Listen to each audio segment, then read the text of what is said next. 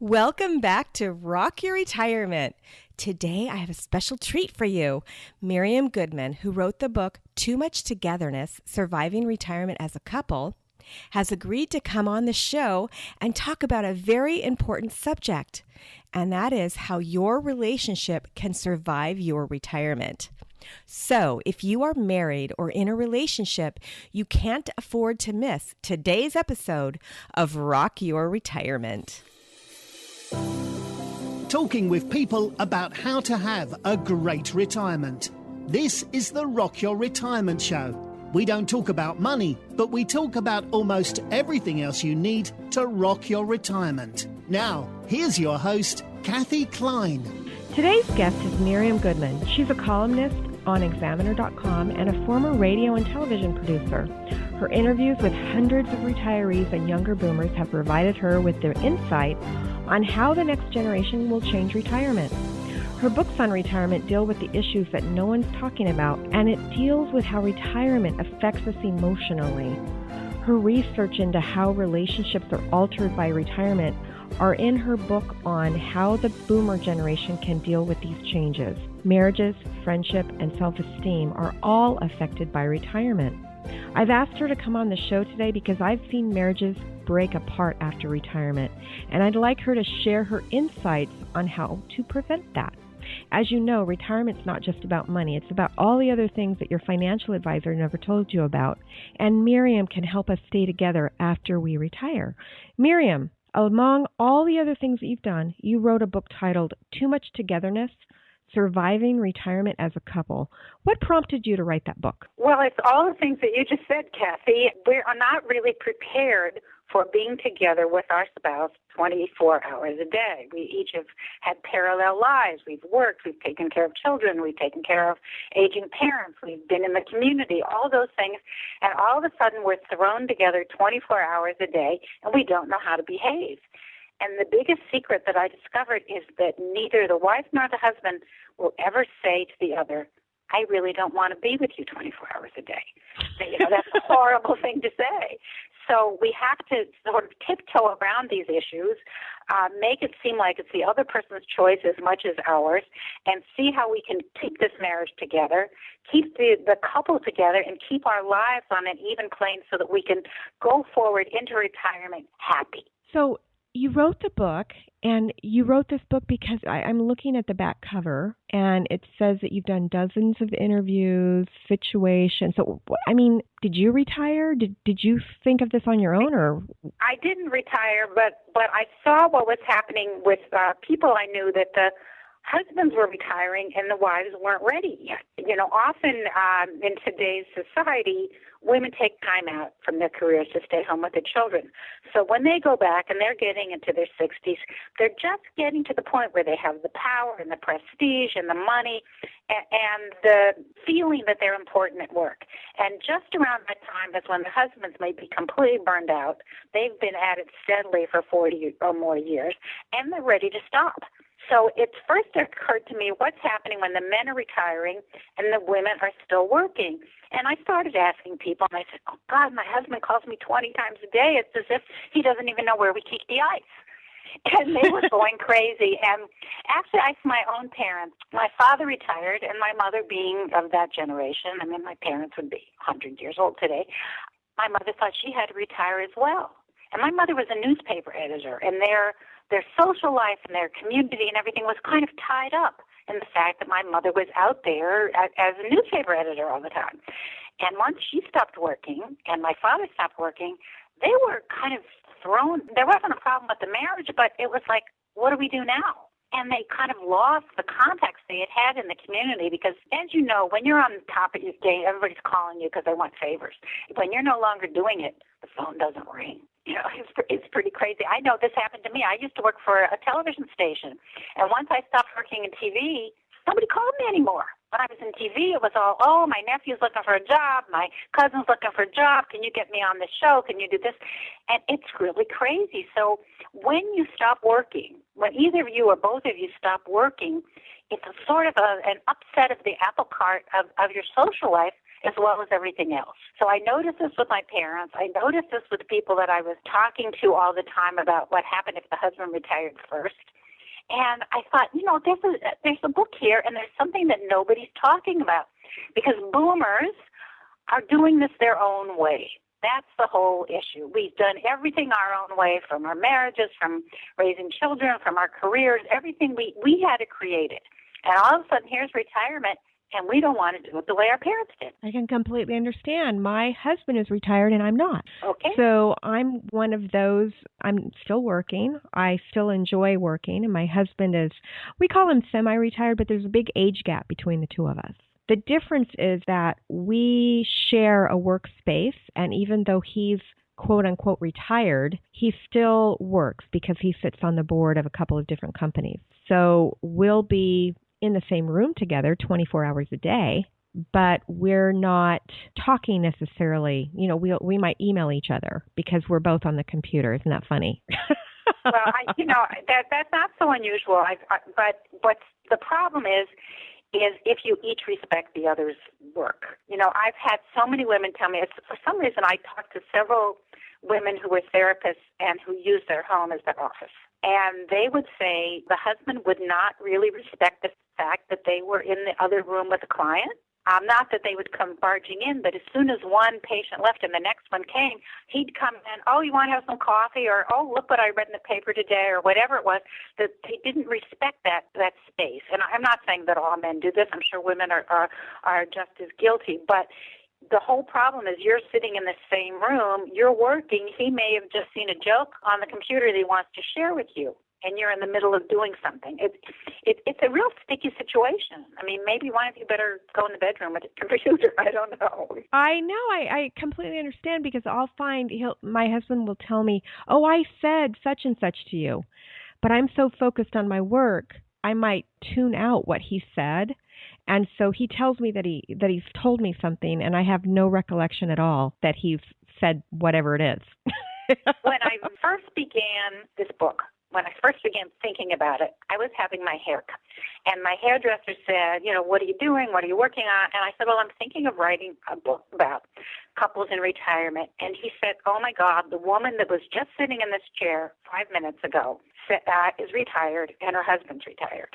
And she said to me, I really love my husband, but when I'm driving down the street and I see his car in the driveway, sometimes I want to just keep going. And, to the hairdresser who was young, he didn't get it, but he did get it, because otherwise he wouldn't have told it to me. But he didn't quite get the concept. And you and I understand what this is, and hopefully your listeners do too. It's not that there's anything wrong with your relationship. It's that you need your own space and you need your own time. And the biggest problem is that there's too many assumptions. He assumes that she wants to do this. She assumes that he wants to do that. And they never really sit down and talk about it. So does your book tell people how to get out of that? Or what's your advice? Yeah, how do you get out? You do. I do have a lot of advice in there. I know when I was pitching the book in the beginning, publishers kept saying, well, give us a list of things like that. And I said, it isn't a list that you sit down, there's 10 things. It's, first of all, you have to say, what was your communication style during the earlier part of your marriage? How did you make your interests and your desires known? Do that. Then you each know each other's soft points, vulnerabilities, things like that, and what works. For example, the women who were still working and coming home and finding their husbands asleep on the couch at 5 o'clock in the afternoon were the ones who were going crazy. The usual idea is, tell them to volunteer, tell them to take a class, tell them to join some group at the library, whatever it is. And each woman said, well, in my case, I can't tell him what to do. He would say no. But if I talk to another guy, friend of his, maybe a husband of a friend of mine, and he wants to do it, maybe he'll call up my husband and say, oh, let's take this class together. Or another person might say, he would never do it if anybody suggested it. But if I get the catalog from the local college and just leave it on the coffee table or in the bathroom, maybe he'll pick it up and think it's his idea. So you have to really say what works in your relationship. And if you've been married long enough to retire, you should know what works and what doesn't work. That's the first thing. Did you find a lot of your friends were able to get their husbands out and doing things? I found that if someone else suggested it, for example, one woman I interviewed was still working. Her husband had kind of retired in a fit. He had really quit, but he called it retirement. They had an apartment downstairs, and their divorced daughter and her son lived in the apartment downstairs. So this woman would come home from work, and she'd see her husband laying around, and one day her daughter said to her, "Do you know Dad watches Jerry Springer and things like that every afternoon on TV?" I mean, this guy was an educated engineer, you know. She says, "I just don't know what to do." And so, you know, the woman said, "I've known your father for 40 years. He's got to come to this realization himself. Nothing I say is going to make a difference." Well, lo and behold, the 10-year-old grandson comes up to his grandfather the next day and says, "Grandpa, will you teach me to play tennis?" So, okay, you can't turn down your grandchild, right? So he gets up, he starts practicing tennis himself to get himself ready, and he starts teaching his grandson tennis. And the grandson says, "Well, I have a friend who wants to learn too." And he starts doing it. Next thing she knows, her husband tells her, "I've just joined the church." She says, "What? You know, we've been married for years. You've never gone to church once in your life." He says, "I know, but this particular church has an actors group, and they put on plays." So next thing she knows, he's the star of every play, and now she's retired as well, and she's in the plays too. But, you know, it takes one little kick to get some people going, and you never know what it's going to be. Well, when I hear complaints, it's usually the woman complaining about the man. When it's usually the woman saying, "He's underfoot. I'm not used to this. I want to get him out of the house." And I like the fact that it was the grandchild. Have any of your readers ever used that trick? They maybe put a bug in the grandchild's ear. "Hey, go ask your grandfather to teach you how to play football," or whatever. Right, yes. I haven't heard it, you know, maybe after they've read my book they have. I haven't actually heard that being used. But one guy, this was just so crazy. His wife was still working, and she told me, "The biggest pleasure I've ever had going to work is sitting alone on the bus. I don't hear the kids. I don't hear my husband. I get to read. It's a nice, relaxing time. That's really special to me." Well, her husband retired, and he insisted on driving her to work and picking her up every day. And those 2 hours that she used to have to herself, you know, she said, was absolutely gone. She said things were so crazy. She'd wake up in the morning, and he would have gotten out of bed before she did. She'd go into the kitchen, and not only was the orange juice and the coffee waiting for her, but her vitamins were laid out in front of it. And she said once she went in the bathroom, and the toothpaste was always already on her toothbrush. So to me, I mean, this was the craziest thing I ever heard, but I'm interviewing people, so I don't judge, you know. I said, And then the worst thing happened. He didn't like being home when the cleaning lady came. So he insisted that they fire the cleaning lady. And I did say, "Well, does that mean he's cleaning the toilet and washing the floors?" She said, no, I have to do it. But he just was so uncomfortable having her there when he was there, as if he didn't have it in his own brain that he could go take a walk or go meet a friend for coffee or whatever it was. Or maybe he could do the cleaning. Maybe so, yes. So everyone has a story, Kathy. It's really true that there's no one solution for everyone, but, you know, there's a lot of things that can work, and the first is communication, and I guess the second is respecting the other person's busyness, whatever it was. You know, there's a guy who said to me, "You know, I may be busy, she may be busy, but my busy is always more important." Yeah, you know, and it, even if it's such a thing as like you're out and he's out, and you call your husband and say, "Could you pick up the milk?" And he'll say, "Well, you know, I'm playing tennis with the guys. What are you doing?" She says, "Well, I'm having coffee with my friend, and I'm just not going to have time." He said, "Well, you know, my tennis is more important than your coffee." Or, you know, that's just an example. Whatever it is, people have to respect that. Whatever you're choosing to do in your retirement is important to you, and the other person cannot denigrate it. Right. How do you bring up that conversation? I'm I'm 50, so I don't technically qualify as a baby boomer, and I don't technically qualify as a Gen Xer. I was born in 1965, which puts me in nowhere land. Well, we'll take the baby boomer if you want. Thank you. I'm an unofficial baby boomer, but I relate more to baby boomers, I think, than I do Gen Xers. But how do you say that? I mean, people of my generation would probably say, "Hey, I need some space." But the older baby boomers, the ones that are in their 60s, I don't see them saying that. How do you broach that? Oh, how do you bring it up? First of all, you have to, you said that women are doing better than men, and it's true. The women are complaining, but the women have been multitasking all their life. We've taken care of the kids, we've taken care of the family, we've taken care of the social life, we've been working, we've been in the community, volunteering, whatever it is.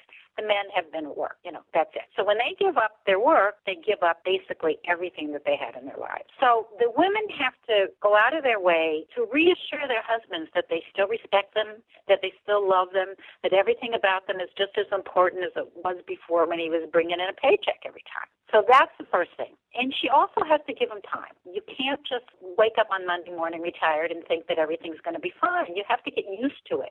I always say that what your job gave you, and I think you mentioned this a little bit in your introduction, your job gives you structure, it gives you a company, people that you work with, a community, and it gives you purpose. So when you stop working, often people have lost all those things, especially for men. Many of their friends were at work. That was their community. That's why we hear about people all the time that go back after they retire and want to have lunch once a month or something with the old guys because they've lost that community. And the structure of getting up and having a place to go every day is really important. And the same thing with the purpose. No matter what you're doing, it has a purpose. However menial you may think your job is, it has a purpose, and that's why you're doing it. So the next thing would be to try to replace those things in your life, whether the structure means, okay, I'm going to volunteer 3 days a week, or I'm going to meet my friend for a walk 2 afternoons a week, whatever it is.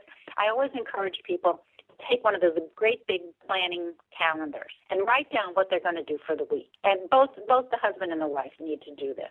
And then you can look and see if you have things that are conflicting, and you can say, okay, well, I'm not going to be home at all on Thursday. Maybe we should plan to go out to dinner when we both get home. Or so-and-so, you're going to be here on Monday. Maybe you can let the repairman who's going to fix the washer come in, whatever it is.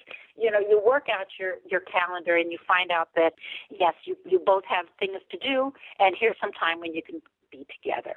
And you see an empty day or an empty afternoon or an empty evening, and it's like date night. You can say, okay, we're going to be together. But the thing is, you have to work on it together, again, in the way that works best for all of you. Don't you think it really falls on the wife to bring that conversation up? Because, the men tend to be fixers, right? They tend to be fixers. We're listeners. We tend to talk out, to our girlfriends. We'll talk, and the man will say, well, what can I do to fix your problem? Do you think that if the wife said, look, I love you, but I need you to find an activity. I need you to find something so that I can feel like I have my own space. Do you suggest that? I do. I say avoid boredom. That's the way. I avoid boredom and avoid isolation, because those are the things that lead to depression. Again, you mentioned at the beginning, it leads to depression. You said sometimes it affects the marriage. It also leads to alcoholism, I hate to tell you. I remember one woman telling me she'd get up and leave in the morning, and she'd see her husband sitting at the table having a coffee, and she'd come home in the afternoon, and he'd be on his second or third martini. Then he'd want to have a little wine with dinner, and then maybe after dinner he'd have another drink. And she was, she couldn't do this. She had to get up in the morning and go to work, and it was really driving her crazy, and she didn't know how to talk to him. She really did not know how to talk to him. And she thought maybe just getting a divorce was going to be a better thing, because she had never had the intimate relationship that she thought that she should have had to talk to him. But finally, she did it bit by bit.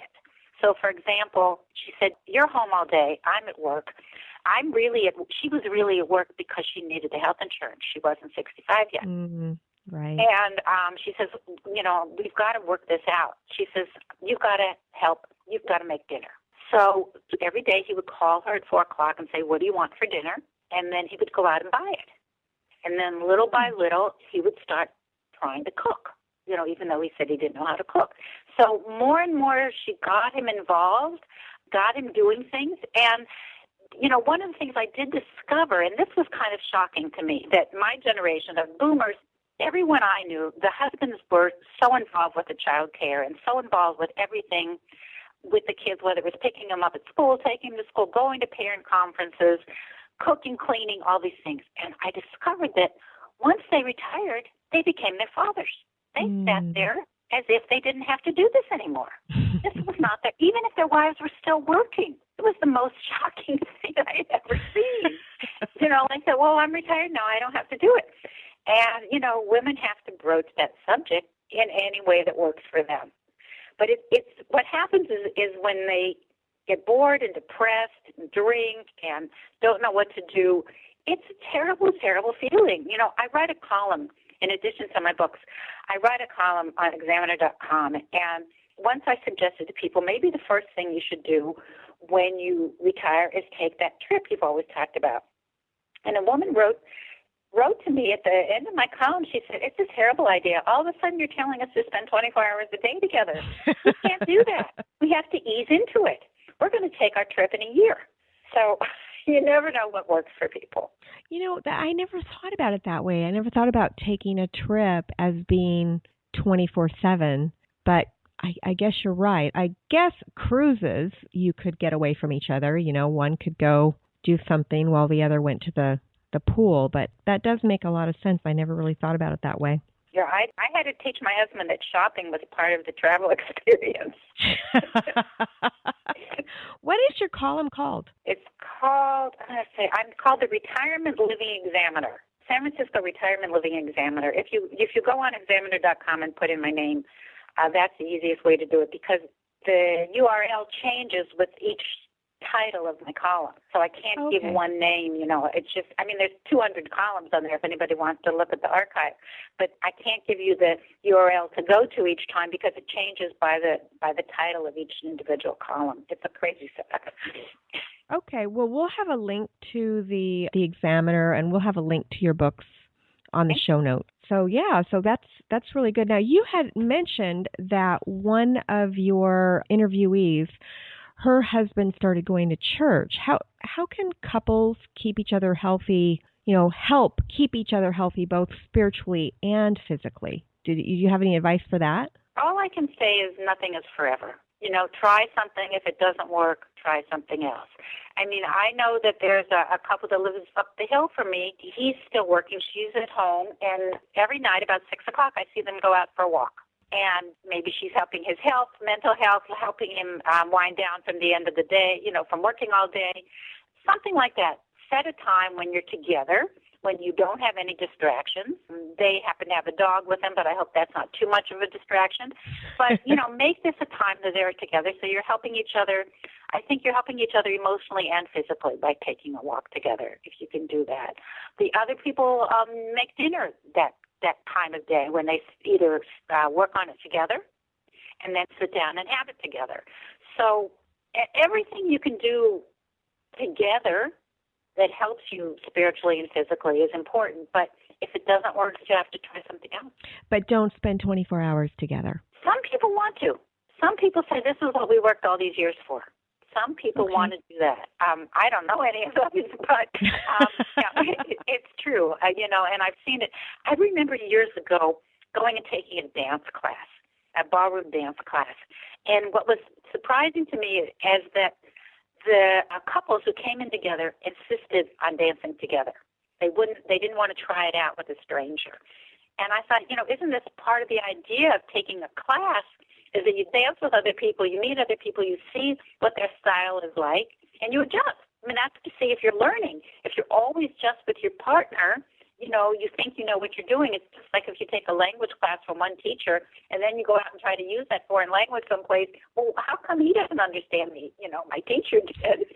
You know what I mean? So you have to keep doing these things out there in public. I think that's the most important thing. You can be together 24 hours a day, but even if you're on a trip or you're on the cruise, you sit down and you talk to the other person at the table. You learn new things. Maybe you go off and play bridge one afternoon and he goes to watch the film. Whatever it is, you're still together, but you're giving yourself some space. Great advice. Absolutely great advice. And I know what you're talking about the dance class, because my husband and I have tried to take dancing a couple of times, and it's usually where I live in San Diego. Whenever we've gone to a class, it's usually about 30 women and 3 men. Okay. And my husband says, I don't want to dance with all those other women. I just want to dance with you. And so because of that, we don't take dance classes anymore because of if it was 30 women and 20 men, I think he would be better with it. But just for all you men that are listening, if you're looking for an experience that will let you meet women, take a dance class. Right. You will meet a lot of women. Good one, right. That's a good one. Yeah. Absolutely. Miriam, do you have any advice for couples regarding sex? I do have a little advice for women that men who are retired sometimes have a self-image problem. And their sexual activity sometimes reflects that they don't think of themselves as so macho, as so important anymore. And I learned this in interviewing with someone whose husband had been very active in politics. And during the 2008 or which election it was, he was being interviewed all the time on television, and he was considered an expert on certain things and being written about. He was feeling very good about himself, feeling very strong, and this was reflected in their relationship. And she said once the election was over and he wasn't the big cheese anymore and no one was calling him, she felt that letdown in his own self-image was reflected in their sexual relationship. So again, I hate to put the burden on the women, but you've got to, make him think he's just as important now as he was when he was on TV or whatever it was that he was doing, when he was president of the company, when he was principal of the high school, whatever it was. It's about the self-image, and the self-image is really reflected in your sexual relationship. That's great advice. Thank you. And I think a lot of this really does fall on our shoulders. Men are strong physically, but women are probably stronger emotionally than men are. They're the fixers. And if we tell them that we need something fixed, they generally will comply if we can give them specific instructions. Not to say tell them what to do, but like you said, build them up. Give them something to do. Your interviewee who helped her husband learn how to cook, by first having him go shopping, do it in baby steps. That sounds like that's your advice, is to do everything in baby steps and not just throw in the towel.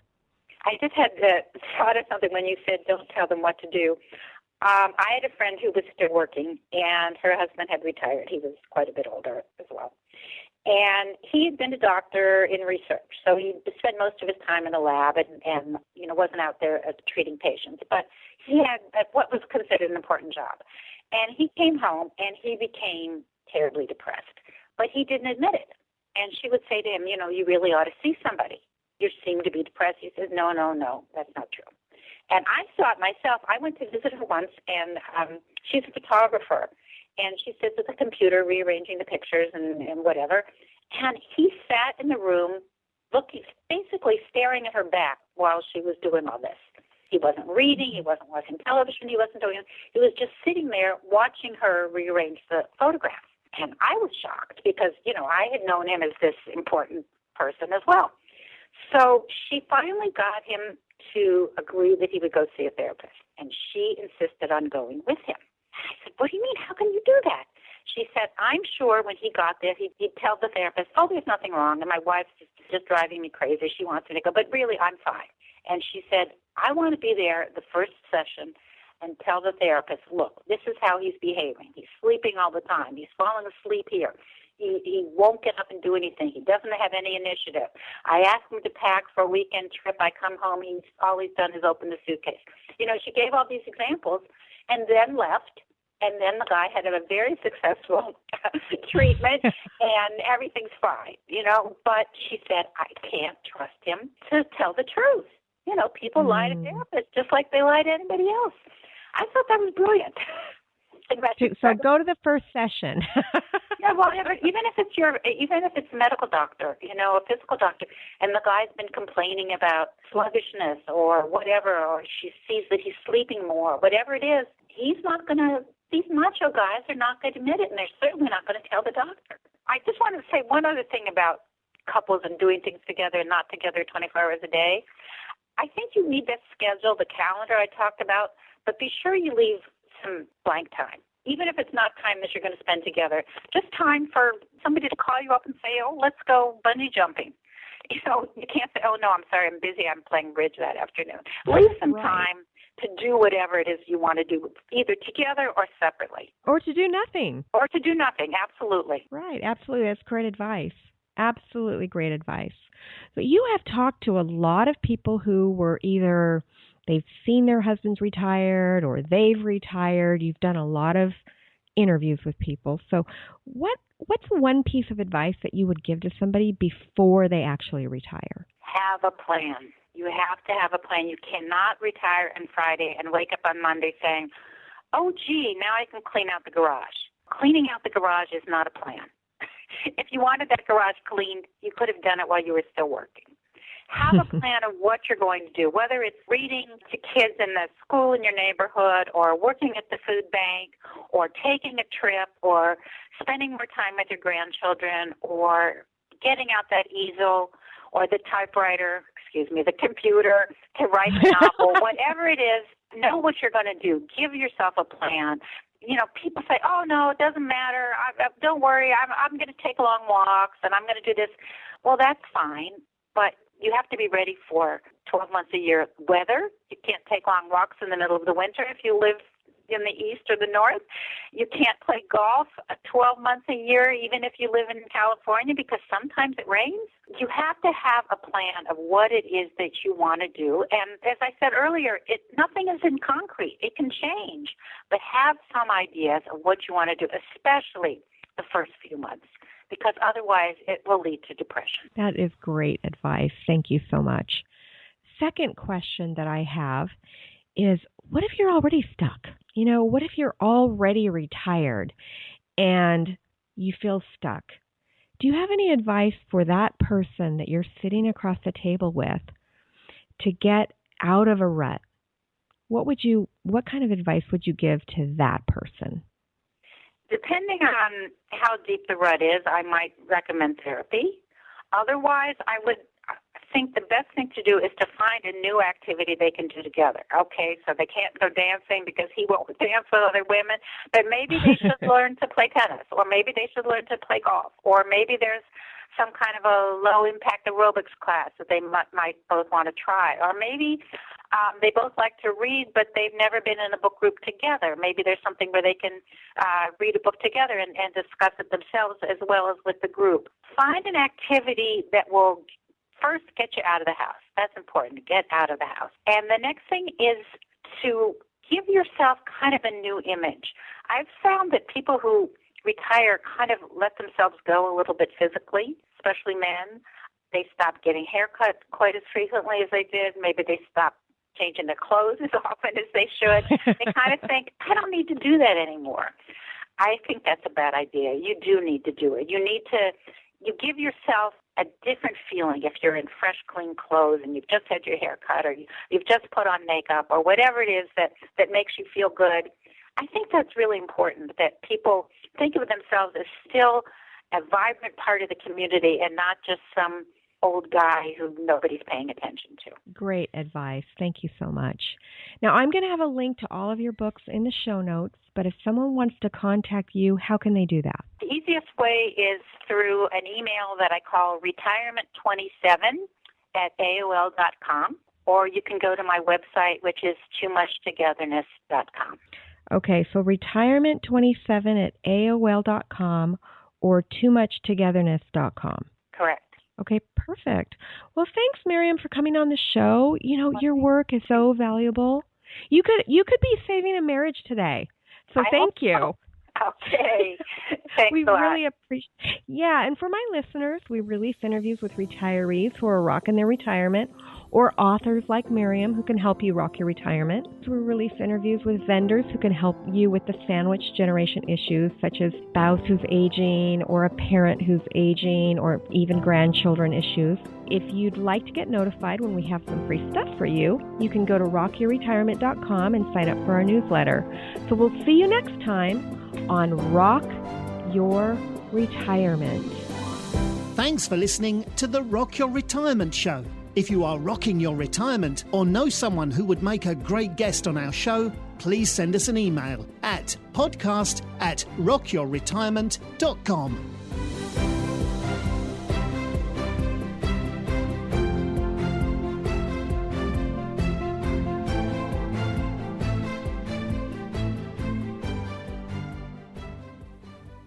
Are you buried in information regarding Medicare health insurance? Have you gotten a 4-inch stack of mail regarding Medicare? Do you wish that you could find an experienced agent who works with multiple companies to assist you or your loved one? You're in luck. Medicare Quick starts each prospective client with a 20-minute informational webinar that describes the difference between Medicare Advantage plans and Medicare Supplement insurance plans. Then, after you understand what type of plan matches your lifestyle, we help you decide which company suits your individual needs. Call 866-445-6683 for more information, or go to the website medicarequick.com. Mention the word ROCK and we'll send you a cool stylus pen just for calling. Medicare Quick is not connected with the federal Medicare program. Medical insurance licensed in the states of California, Florida, Nevada, and Texas, and Medicare Advantage and prescription drug plan service areas vary. California license number 0797566.